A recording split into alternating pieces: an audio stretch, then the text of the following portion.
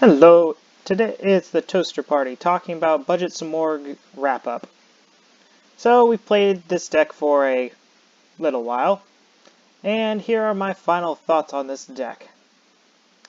Here's the list, and you can see all the cards I played here. I'm going to go card by card and see which ones I liked and which ones I thought kind of sucked. Starting off, we have the Phantom Griffin, which was used in the as our target for Unexpected Die. It felt pretty good. There's honestly probably better extenders like the Speedroid engine that would have been a bit better and a bit less bricky. But overall, as an extender, it did do its job pretty well at getting another bird on field, and sometimes the 2000 attack point body was actually relevant. Simorgh of Darkness is the second card up, which like, the card itself is good, but there's also a lot of feels bads around it due to the fact that it's the target that we search off of Simorgh Onslaught. I like the card Simorgh of Darkness. The only problem is if you hard draw it, it's not good because you really only want to be playing this card off of Bird of Sovereignty. And the fact that you have to search it off of Simorgh Onslaught. I'll get more into why I don't like Onslaught later. Next up is Mixed Valley Apex Avian, aka a slightly better version of Simorgh of Darkness. This card was pretty much good every time it touched the field.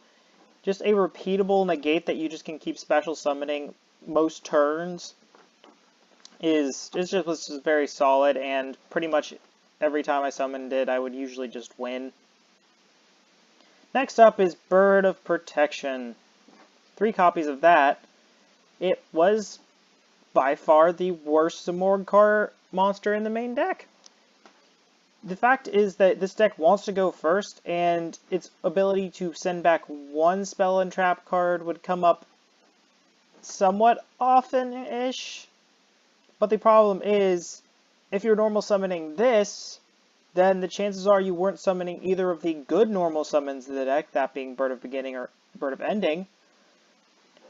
So you're pretty much wasting a normal summon to bounce, not remove, bounce, a face down card.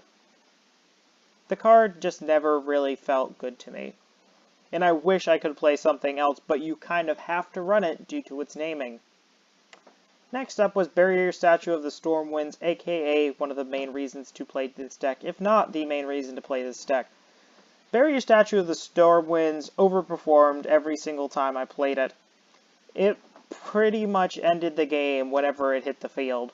There were a few games where people could out it, but generally this card was strong enough to take down the game. I even had some off-screen games where I normal summoned this and that was enough to take the game.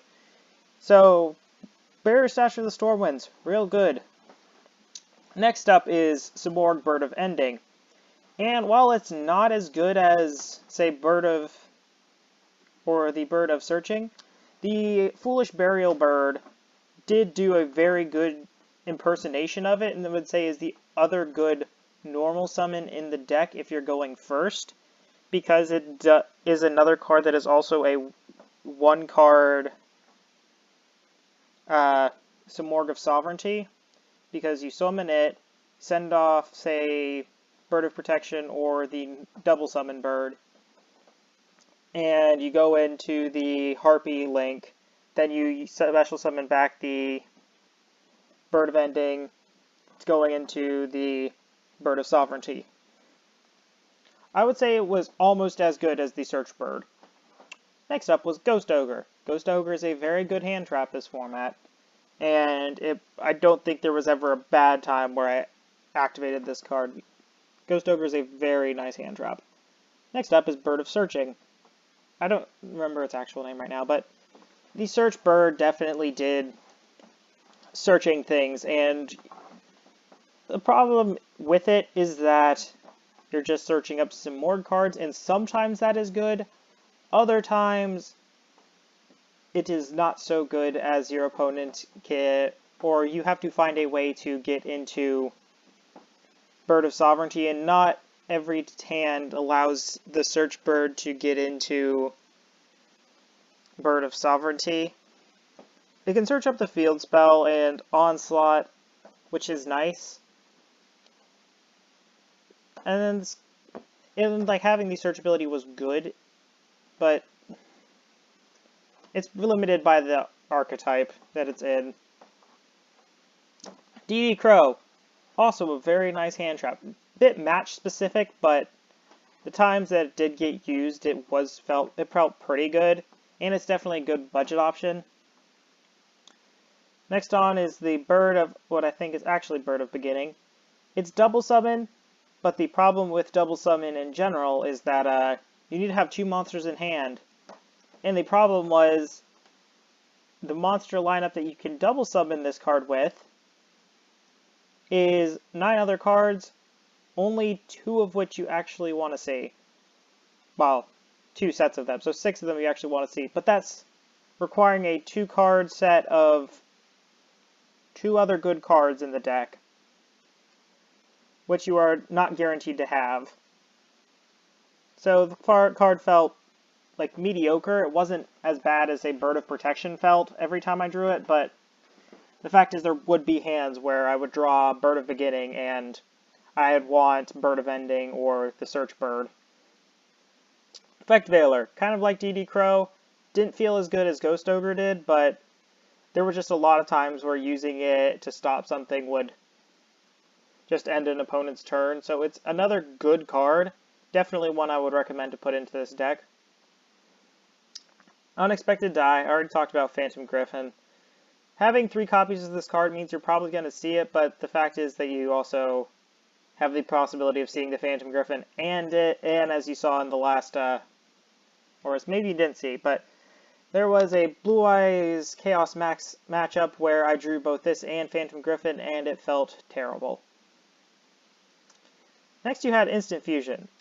This one, amazing card. Sadly, you can only run one of it, but having the option to go between the Lyra Lusk Fusion to burn for 500 and then link it off as a extender material, or the Thousand Eyes Restrict. Thousand Eyes Restrict felt really good because it's one of the few good going second cards that you can go into, and being able to steal something off your opponent's field is always nice. 1 for 1, it was a pretty decent extender. It got you into the Bird of Awakening, but the problem is discarding monsters in a deck that only has, like, not enough monsters. So it felt a little bad. On to Onslaught. Onslaught is a bad card. It requires you to search up 1 Simorgh of each attributes of Wind and Dark. The problem is there's only 1 Dark Simorgh worth running, and you don't want to run more than 1. But because it's a search card, you're probably running 3 of Onslaught. But at the same time, you also have to have a Winged Beast to this card to begin with. So Simorgh, in its in-grave effect, came up once out of multiple matches. Even the matchup didn't come up on screen because that match wasn't worth recording.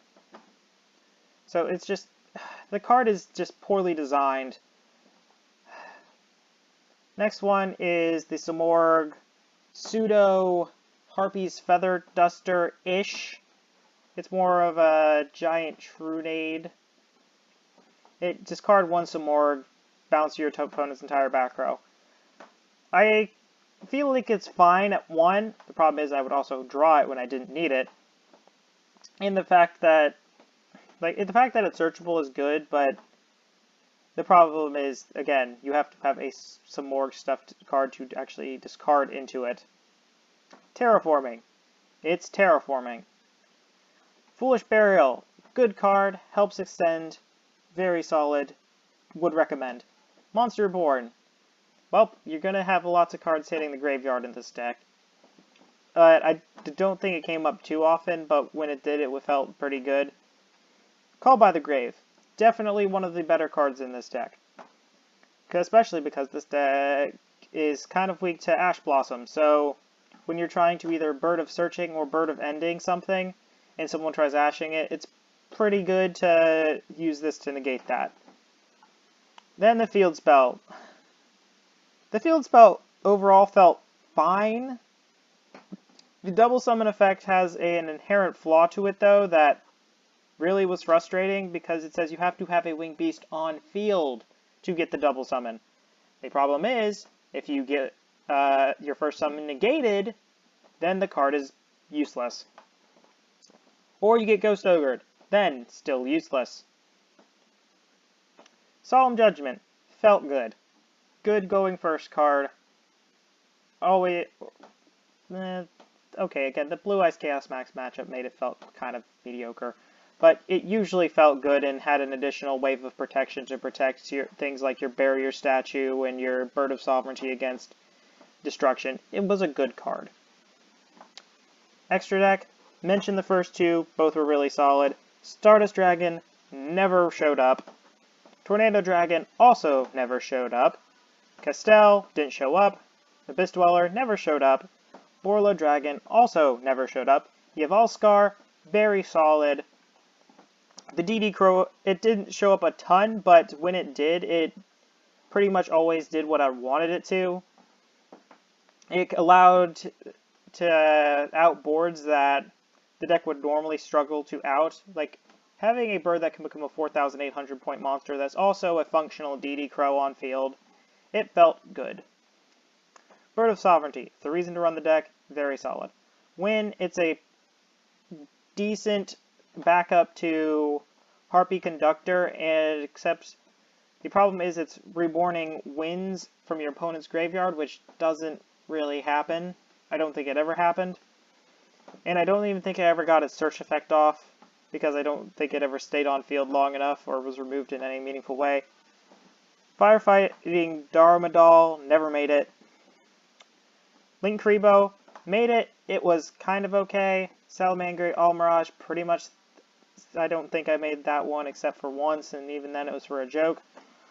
Harpy's Conductor is required as it makes your graveyard plays live, because you're locked into Winged Beast after you use the graveyard effects of the mini Simorghs. So, out of this entire extra deck, the only ones I feel were actually necessary were the Lyrilusk Fusion, the Thousand Eyes Restrict, Yvelskar, the 2 copies of Bird of Sovereignty, Win Link Kribo, and then the Harpy Conductor. So, 1, 2, 3, 4, 5, 6, 7, 8 cards out of this are actually really usable. With a side deck, 2 copies of cards I've already talked about. Cosmic Cyclone felt good. Banishing is currently more relevant than removing 2 cards with Twin Twister, so if you have to choose between the two, Cosmic Cyclone's a bit better, but I also could fit Twin Twister in here, so I put that in there. Starlight Road didn't really come up, but I don't think I ever faced against a Lightning Storm matchup, so it didn't ever have the opportunity to come up. Royal Decree did overperform in the matches that I cited it in. It just shut down Subterror completely. Imperial Order didn't really come up, but it's sort of a similar thing to Royal Decree. Just a very solid card in general. But now on to further analyses of this deck. The pros of playing Budget Simorgh. Bird of Sovereignty is a very solid card. Searching out either the Barrier Statue or the Apex Avian during the end phase is really strong, and the fact that it does this on every end phase makes it even better, because you make the Barrier Statue turn 1, and on your opponent's end phase you get Apex Avian. At that point your opponent's probably not coming back, and you usually just can go for game from the next turn. The recursiveness aspect of the tiny bird is pretty neat, and it makes sure that the Bird of Sovereignty will usually hit the field even though the deck can't really swarm that well. And sometimes the recursiveness ability comes into play when you're trying to make Yvelskar and try to come back. Another good thing is that it's not a difficult deck to learn. You pretty much saw the majority of the game, well, not the majority of the games, but a lot of the games I did play with the deck, at least in its later stages. There was a few other ones that I got single matches or single games done before opponents scooped out due to the wind lock, and they didn't want to play the rest of the match. Actually, there was a lot of those. But the simple line is good enough to win the game, and again, the line is simple. You make Bird of Sovereignty, and you do everything to try making Bird of Sovereignty. Another thing, Yaval Cigar is a good card. Even though the deck gets locked into wind, at least there is another good card aside from Sovereignty that you can go into to help go for game. And probably the biggest pro about this deck is that it is super cheap. It would probably run you somewhere between $40 and $50 for a complete main, side, and extra deck for this budget version. The cons of playing Budget Simorgh is that this deck has not enough normal summons that are good. You have two of them. It's the Search Bird and Bird of Ending. Everything else as a normal summon is pretty meh. The Double Summon Bird is fine as long as you have another one in hand, but the problem is there's not enough good normal summons to begin with, so you have to hope you have the other bird to make. Another problem, Simorgh Onslaught's a poorly designed card. As I mentioned before, you have one search target with the different attributes, and then every other copy of the card is dead afterwards. Being locked into Winged Beast after using Simorgh's Grave Effect usually feels pretty bad. A lot of ways to break other boards are cards that you would want to play, like Borreload, which I was playing but never could make because I would always get windlocked when I was trying to swarm the field. So you're kind of locked into one of two cards, and if Hivalskar and Sovereignty aren't enough to break the board, then you just can't break it. And as I mentioned, the deck doesn't have a lot of good pieces to break established boards, especially if those boards include back row. In the main deck, there are two different cards, one of which is run at 3 and one of which is run at 1, that actually can deal with back row. That being the Bird of Protection and the pseudo Harpy's Feather Duster. The problem is, neither of those two cards are very good. Specifically, Bird of Protection was just, it always felt bad. And that one only removes 1. Which also ties into the last problem with this deck, is that it isn't very consistent. Which ties into a lot of these other problems.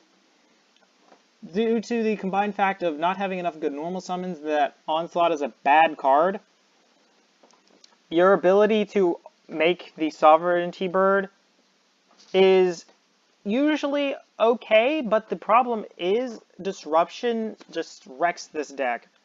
So, yeah.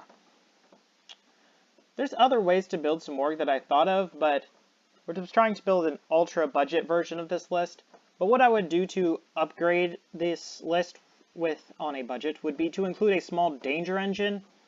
It would help going second to make better cards to be able to pop through boards with stuff like Thunderbird and maybe Bigfoot. And it also makes it easier to make Bird of Sovereignty when going first. So it's good going second and first. So definitely something that I would consider including in a second version of this deck that would also be under budget. Also, another budget-friendly upgrade, Takatomborg and Terratop Speedroid monsters. You can really only run one of each, but it's another sort of unexpected die-like effect that lets you... That's also a bit better because if you get the Terratop, it lets you go into Terratop and Takatomborg, means you only need one Simorgh card as a normal summon to be able to go into the Bird of Sovereignty. So that would be a nice upgrade. And now for the Budget is Toast section. Pot of Extravagance. This deck doesn't have any way to really go up on advantage aside from the Search Bird, but Pot of Extravagance would be a very nice means of being able to get up card advantage, because I mentioned before, there's like a lot of cards in this extra deck you could cut. Being the most necessary ones being Hivalskar and the Bird of Sovereignty and Harpy's Conductor. You could probably play max those out, and then select the other ones that you'd want to keep from there, and then just cut whatever main deck cards go into, or rely on the other cards in the extra deck, like maybe remove the... Maybe you could put more cards in for instant fusion targets, but Extravagance would be a really nice upgrade to this deck. Also, Lightning Storm and Evenly Matched, because going second in this deck stinks. Who would I recommend this deck to? Well, I would recommend this mostly to new players and people who are playing on a budget at locals. As mentioned before, this deck is super cheap, it's not difficult, and it contains pieces that you could easily put into future decks. Stuff like the Hand Traps, Ghost Ogre, DD Crow, Effect Veiler always have a home in the binder of place cards that you probably will want at some point in the game's metagame. And even if your opponents aren't playing meta at your locals, there's still going to be places where you're going to want to have your Effect Veilers and your Ghost Ogres. Other stuff like the sideboard cards would all be very useful to have for future decks. Barrier Statue and Bird of Sovereignty is something that's actually being used in a meta deck right now, which I learned after putting this deck together. That being Dinosaur, because it can be made off of 3 monsters.